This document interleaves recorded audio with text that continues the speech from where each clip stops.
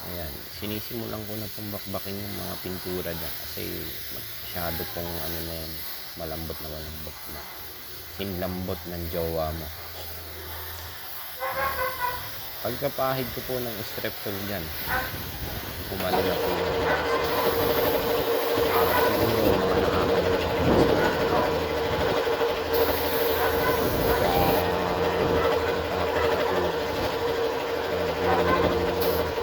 hindi pa po yung kaya po medyo tumatagal yung trabaho kasi medyo po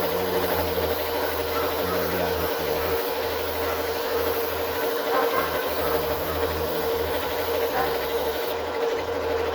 ako. Medyo tinagal na po yun. Pati nga po yung motor ko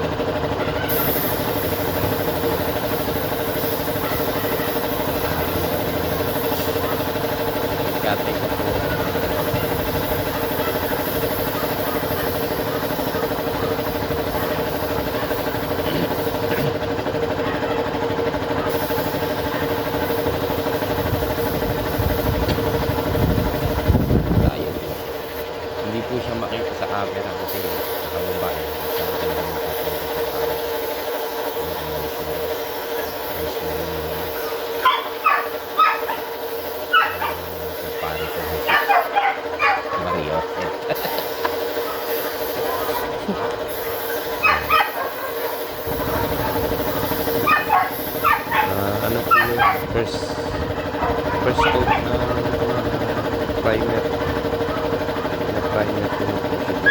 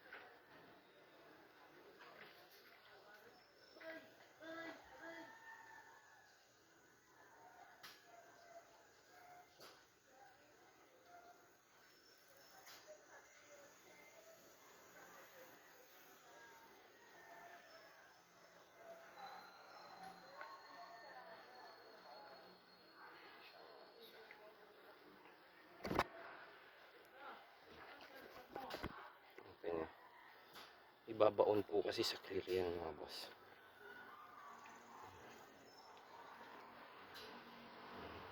Yung pinaka-lining niya. Ay mga boss.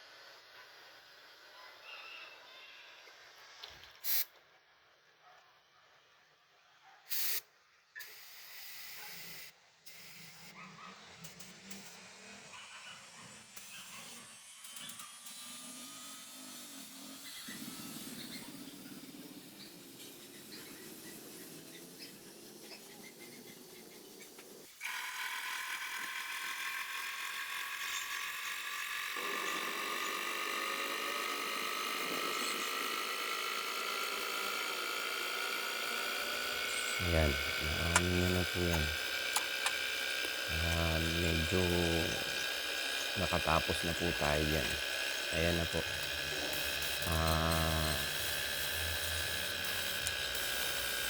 Tinanggal po natin yung tape dyan. At ready na po siyang i-top coat. I-top coat na po yan mga boss. I-top coat na siya. Kaya tinatanggal ko na rin po yung tape.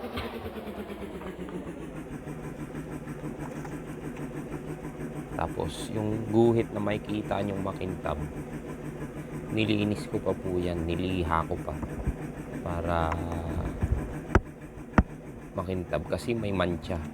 Ilagyan ko po ng Autosol. Ayan po, nakita niyo yung guhit. Yan.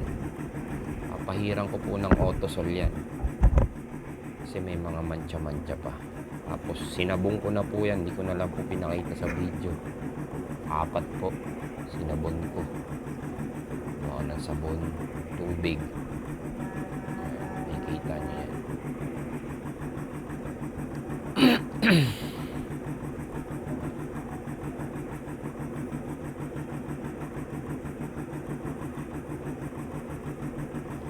Apat po yan tinanggal ko.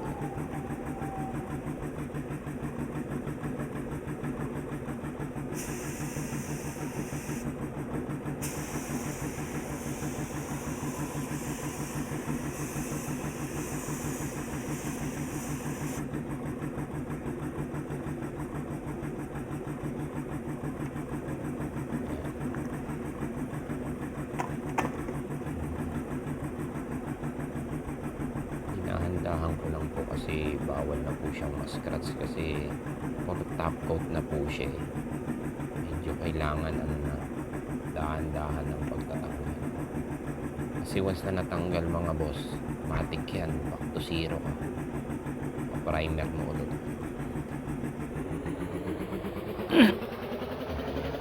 Kita niyo yung lining. Pagpapakita ko po ng video dyan, nilinis ko na po yan. Hindi ko na lang po ulit pinakita sa video. A-applyan na ng top coat siya. Pero makintab na din. Pintura pa lang. Makita nyo naman, wala pang clear. Pag na-clear na lalo siya, makintab na lalo. Ayan po ang process natin. Medyo hindi ho ganun kadali. Matagal po siya.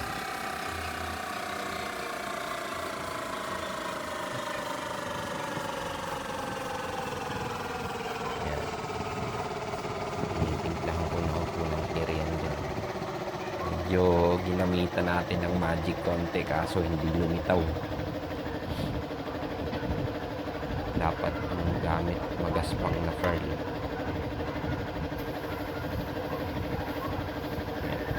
K92 po ang gamit natin mga boss, pati thinner straight.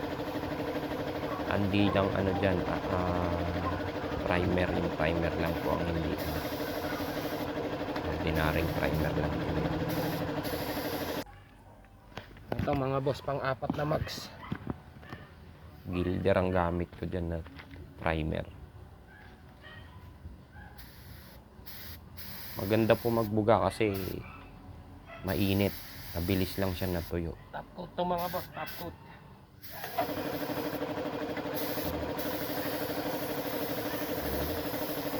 Naglagay na ako ng mask kasi masyado nang mabango.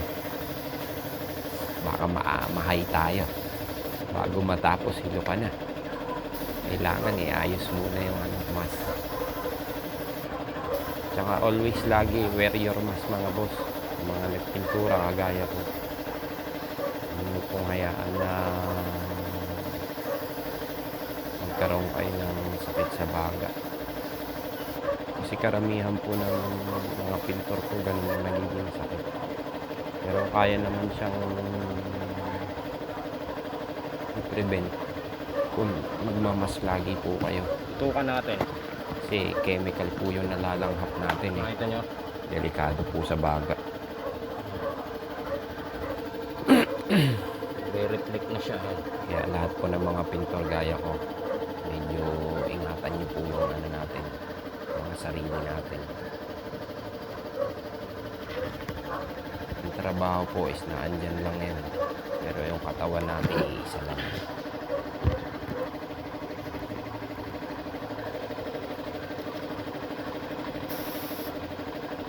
Clear na po yung inaano ko dyan mga boss. Top coat clear ang tawag dyan.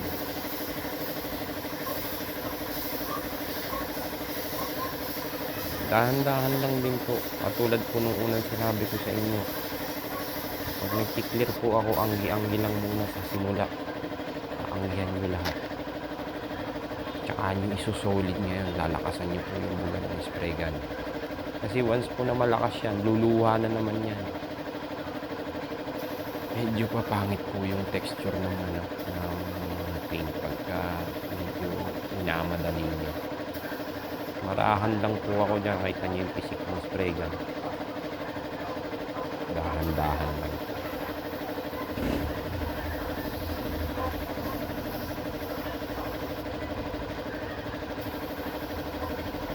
Hanggang makita nyo maging solid.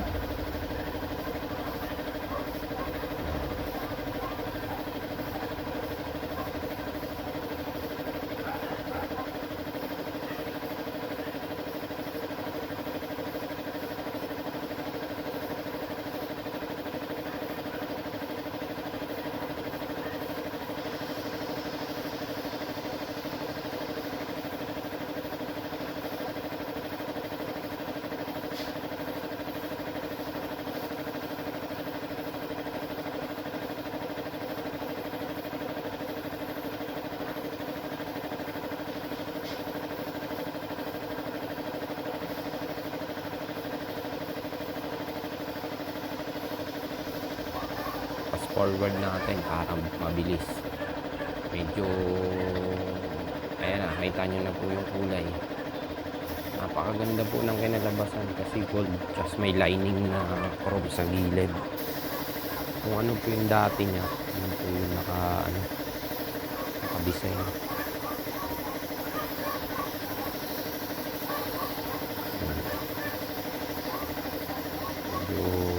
Wala po tayong patungan na maganda-ganda eh. Mas maganda po yan kung nakasabit eh. Para hindi ko nahahawakan.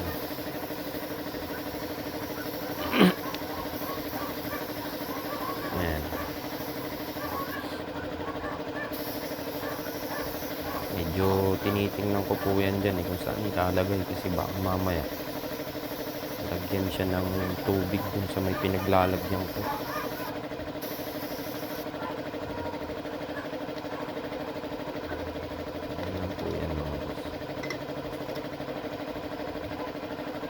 Dito na lang po bumilis yan sa pag-edit. Pero matagal po yan. Ilang days po yan tinitira. Pero kung hindi po ako bumabiyahe, mabilis lang pong gawin yan mga boss. Siguro mga 4 days tapos na yan.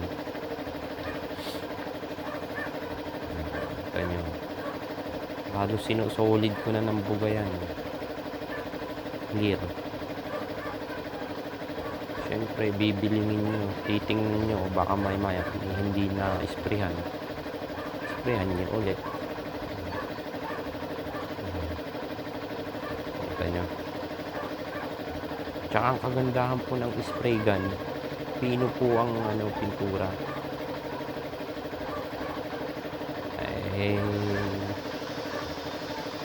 Yan tayo, pwede naman yan brocha.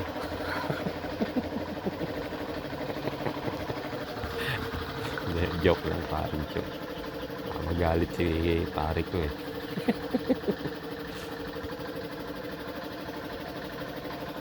Brocha o kaya roller. I-clear lang natin siya para mabuhay yung kulay. Wala po kasi siya eh. Trabaho pumasok. Pero pagdating niya, tsaka niya na lang makikita yan. Pero bukas, ibibilad ko yan, tapos ilalagay sa kahon. Andito po yung kahon sa bahay.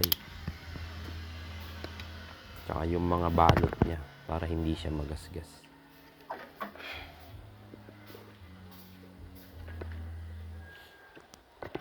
Okay mga boss.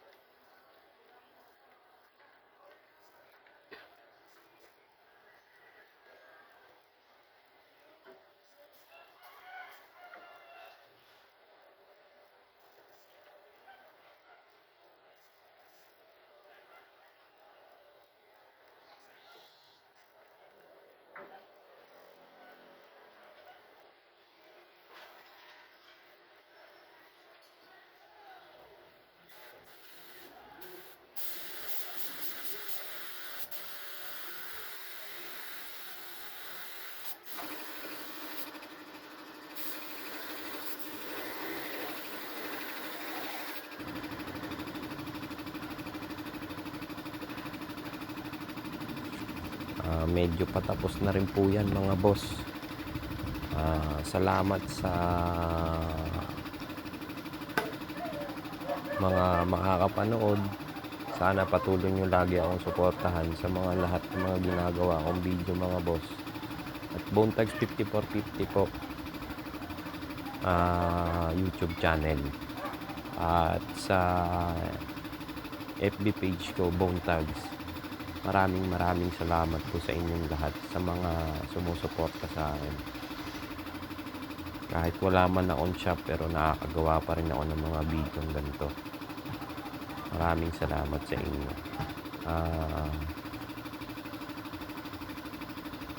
God bless po sa ating lahat. At mabuhay po tayo. Salamat mga boss.